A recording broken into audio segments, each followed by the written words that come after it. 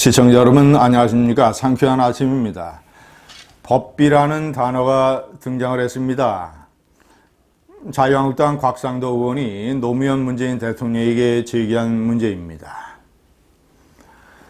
법비라는 단어는 법을 악용을 해서 이익을 취하는 것, 그런 무리, 원래 중국에서 나온 말입니다.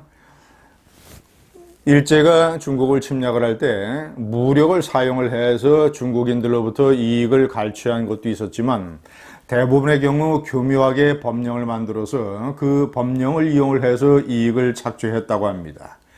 그래서 법을 이용한 도둑, 법비, 무장공비할 때 비자를 쓰는 것이죠. 이 산적, 산비, 산에서 활동을 하는 도적대들, 산비, 거의 같은 뜻으로 쓰입니다. 곽상도 의원이 제기한 것은 노무현 문재인 두 사람이 부산에서 변호사 시절에 친일파 논란의 인물 김진태 유족들의 상속세 환수 소송에서 승소를 해준 것을 가리키는 것입니다.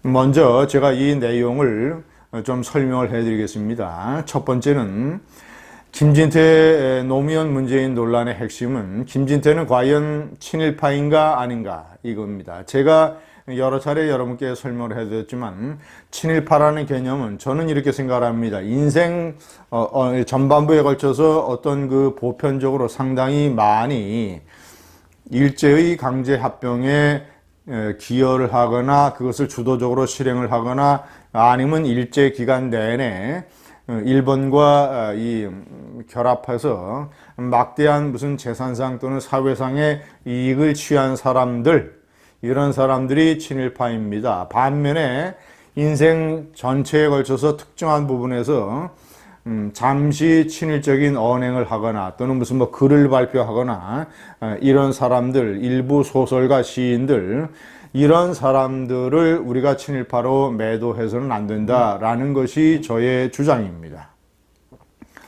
김진태는 어떤 인물이냐? 동양척식 주식회사, 일제가 한반도에서 이익을 취하기 위해서 만든 그 회사에 입사를 해서 5년간 직원으로 근무를 했습니다.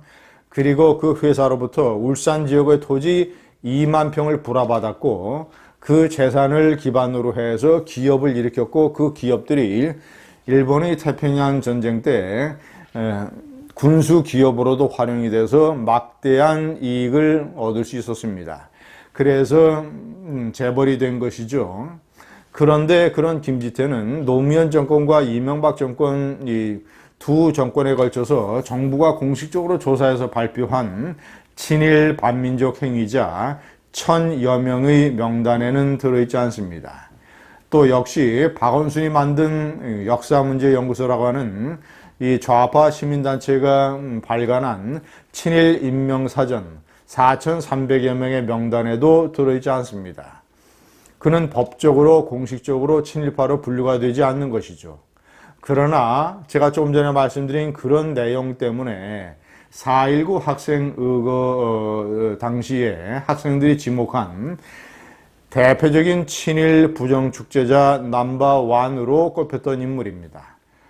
문재인 좌파 정권이 그렇게 옹호하는 4.19 의거, 그 의거 때 학생들이 친일 부정축제자 넘버1으로 지목한 인물 김진태 때문에 법적 공식적으로는 친일파가 아닐지 모르지만 정서적으로는 그는 친일파로 분류됨이 마땅합니다. 자, 그렇다면 일반 변호사도 아니고 변호사들은 물론 살인자도 변호해야 되는 것처럼 어떤 그 의뢰인의 여러 가지 무슨 직분이라든가 또는 이런 계급 이런 것을 따지지 아니하고 소송을 맡는 것이 변호사의 관례이자 그것이 또 의무이기도 합니다. 그러나 노무현 문재인처럼 역사적이고 이념적인 문제에 관해서 본인들이 크게 주장을 하는 그런 형태의 변호사들이라면 의뢰인 중에서 예를 들자면 김진태처럼 친일파의 논란에 한가운데 있는 사람의 소송을 맡아서는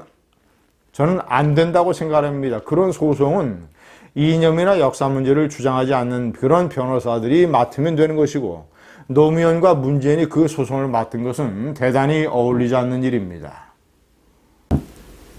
노무현은 김지태가 부산상고 선배라는 점, 그리고 본인이 부산상고 중고등학교 시절에 부일 장학회로부터 장학금을 받은 그런 혜택이 있다라는 점, 이런 개인적인 동기가 작용을 했을지 모를 일입니다. 문재인은 공동소송 대리인으로 명단을 올렸습니다.